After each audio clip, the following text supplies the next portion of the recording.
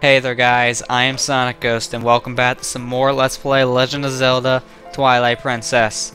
Last time we went ahead and we beat the boss of Lake Bed Temple, and after we done that, we met Zant face to face, and not only did he turn us back into a wolf permanently this time, we can't change back into a human since we're stuck in the light world as a wolf. We also have to deal with the fact that he also forced Midna to come into the light world, and by doing so, she's dying. She can't live in light. She can only live in the twilight. She can only live in shadow. But she is in the light world now, so she can't live here. And we need the help of Princess Zelda. We need to go to her because she has the key to help Midna and us. She can do something to help us both. So we need to make our way back into Hyrule Castle here, and we need to get the Princess Zelda as soon as we can. And the theme that you guys hear playing right now, this has got to be one of my favorite themes in the game. It is such a good theme. And this is one of the saddest parts of the game, but it also has some of the best music that you will ever hear in a Zelda game. It's just really, really well done. And you also hear some of the remixes that some people make, and it just sounds so beautiful. But we want to go ahead for now, and we want to try to get in the bar. Beast, get out! And we're not even letting the bar.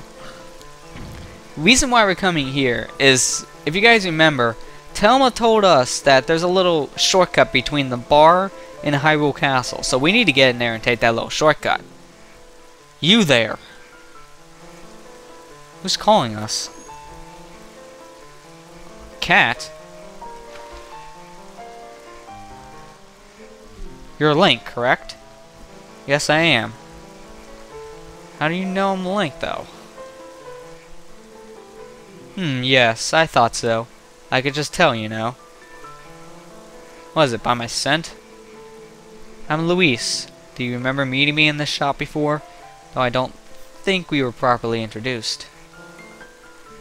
In any case, I must tell you, I'm a bit puzzled as to why you look like that. Really, dear, you can't blame the humans for tossing you out with the way you look. Oh, another patient. You certainly are a curious sort. But please, Princess Zelda.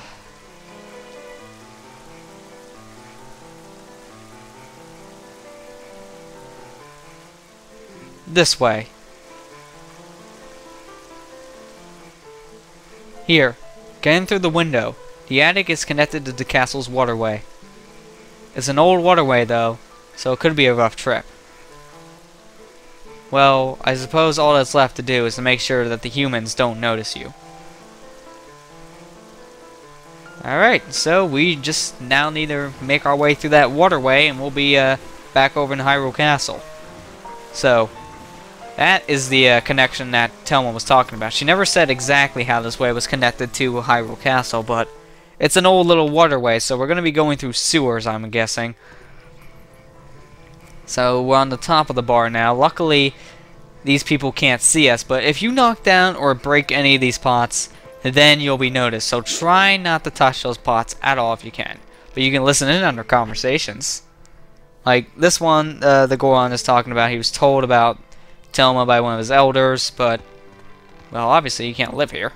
Oh, another thing you don't want to do is fall down. If you fall down, you're kicked out, and you have to do this all over again. Yeah, I agree. What are the soldiers doing here, Telma? So, Gorons are more protective and funnier, I guess. But this one's actually more important to listen to. This one I'm actually gonna read a bit. What these guys are pretty much talking about is Telma was telling these three that there was someone who helped them out get the Kakariko village. She was talking about us. So that's good. Our name is kind of getting spread around now. So that's kind of a good thing. Maybe these people will be able to help us out in the future. But we want to go ahead and go in here since we successfully made our way across. No problems whatsoever. And in here actually kind of connects us to a different area. Not where we were expecting to go at first. But as you guys see... Oh. Whoops. I didn't want to do that. As you guys see right there. That little flying torch. We saw one of those things before. That is a Poe. And I have no volume at all going on. So you know what? I want to go ahead and pause. And I need to restart my recording here really quick. So I will be right back. Alright, we're back, guys. Sorry about that. My program I'm using to record cut out the sound. So I want to make sure that I have the sound actually being recorded. Whenever that happens, I always like to just stop my recording and start it over. So I don't really lose any kind of audio at all. But that right there was a Poe, and killing it gives you a Poe soul. There are 60 Poe souls in the game, and we are going to be collecting every single one of them. I made a final decision. I'm going to collect them all. It'll be harder for me to do, but I'm going to go ahead and do it. I have a list, so it'll just take a little longer. And I already know this playthrough is going to be kind of long. So this guy thanks us for killing that ghost. Calls us doggy in the process. He's Giovanni, huh? He sold his soul a long time ago to a dark creature and did this to him. This sounds very similar to the people who also kind of sold their kind of like souls or whatnot. They just kind of gave up something for the Skulltulas. That's how they returned the Skulltulas. And heck, his cat's frozen on his head too. That's kind of funny. But what we need to do for now is we need to kill 20 ghosts that lurk in the dark. So 20 Poe souls we need to get him. Doing so will give us a important prize. It's something that's more useful than the 60 Poe soul prize. But once doing that, this Poe is required. He will go ahead and open up this little treasure chest here, and that will get us through the next area we need to go to. But he also says once the rain stops, we can come back in here whenever we want to, when it's not flooded.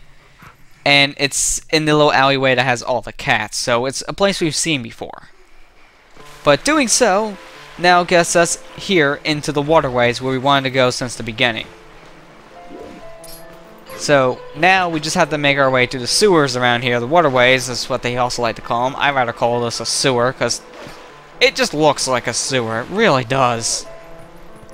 But we just need to make our way through the sewers around here, and then we'll be over to Hyrule Castle.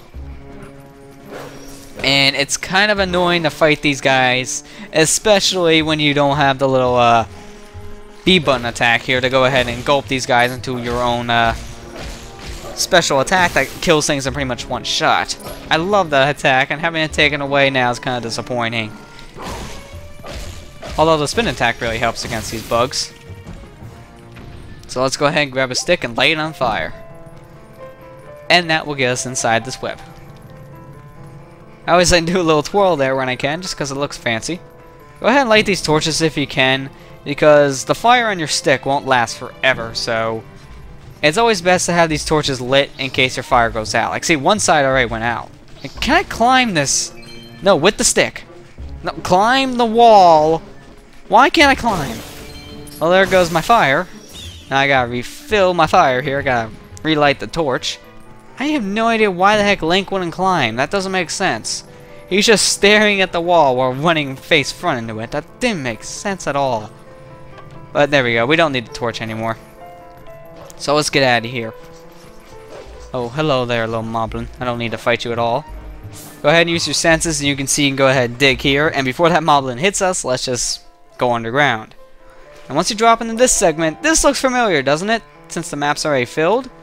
We've been here before. In fact, this all kind of looks familiar. That little passage in the beginning, that looks familiar. See? Okay, that rat's getting annoying. Get out of here. I'm trying to demonstrate something. That little passage in the beginning kind of looks familiar. This long passageway up looks very familiar. We're back in the beginning section of the game. We're back to where we first... what the heck? Come on. Seriously? I get blindsided? Well, I gotta kill that enemy then. Oh, no! Kill him! Don't get knocked on your face. Or back, whatever. But, we're back in the beginning segment of the game here. We're back at the first area where we were as a wolf. So, this area is very familiar for us here. We've already been traversing this area. It's just now we can't use Midna to help us jump up to the ledges, so they give us more rope to work with. And you need to use this rope to go ahead and just, you know, tight walk your way over to these new segments. Although they kind of give you some ropes here and there, like this one, that are pretty useless, and in fact they're actually better skipped, because it takes you longer to climb a rope than just to walk around it. Get rid of him, because I don't want to deal with his fire arrow crap. Oh, I almost missed my jump. That would be bad. If you missed your jump, then you kind of have to like climb your way up again, and that's obviously not the funnest thing in the world, and it's very tedious. Oh, I hate that. Whenever you try to jump attack that mob in there, I always hit my head. I always hit my head in the staircase and get knocked down. That is very annoying, and also that jump has a bad perspective. So sometimes you might just jump off the edge, and doing so obviously means, well, more traversing. Sometimes you might get lucky like that and grab the side, but that usually doesn't happen. Now if you can, wait until you're actually on the edge and actually just climb your way up. Now this time, since you don't have Midna's help to climb up, they open this door for you. If they didn't open this door, there'd be no way for you to get back outside, so I'm glad they did this. So we can just ignore these guys for now, because all we need to do is we need to get out of here. We need to get over to the castle and see Princess Zelda, because she's going to be the one who's going to be helping us out here. We need her help more than ever. And the last time we were here, this area was covered in Twilight, so it's nice now to see the area with more color to it, even though this is still pretty gray. Saying this has more color, well, first time we were here is all orange and now it's all gray, is kind of an understatement. But we can pretty much ignore all these birds, so not a harm to us at all, which is very nice. So, with that all said and done, we're back in here in Hyrule Castle, so let's go and see Princess Zelda and see how she can help us.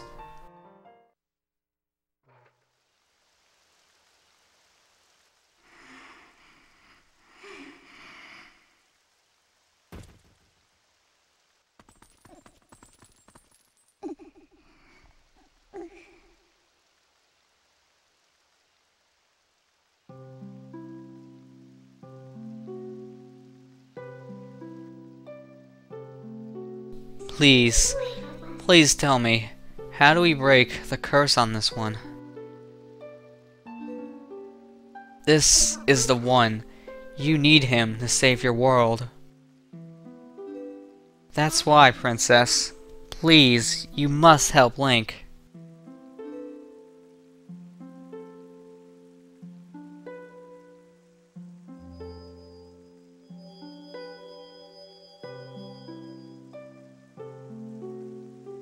What binds him in a different magic than what transforms him when he has first passed the curtain of Twilight? It is an evil power.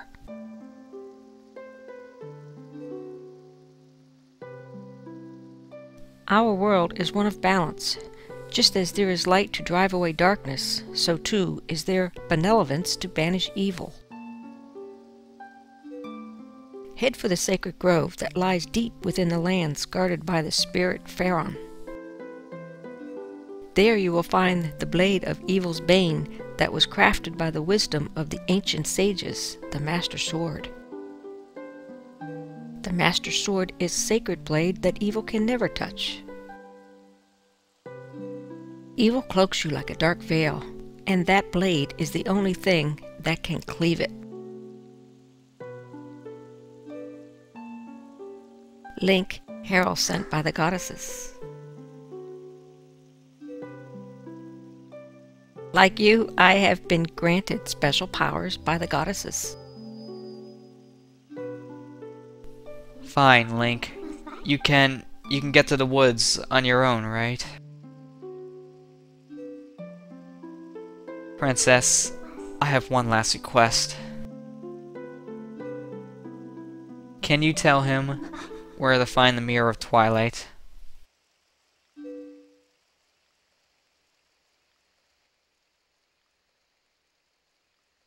Midna, I believe I understand now just who and what you are. Despite your mortal injuries, you act in our stead.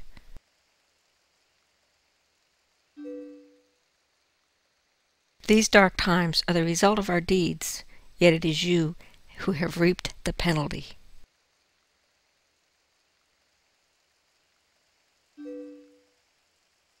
Accept this now, Midna.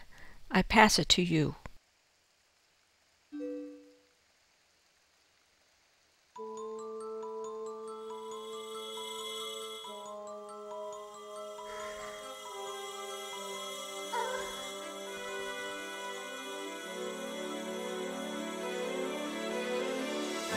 No! Link! Stop her!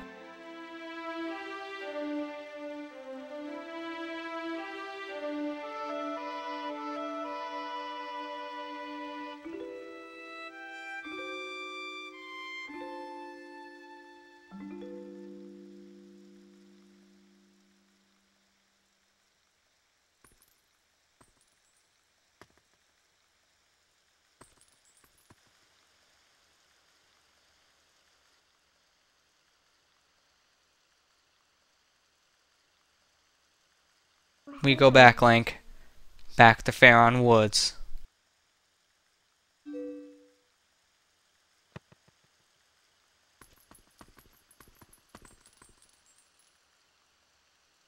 Zelda, I've taken all you have to give, though I did not want it.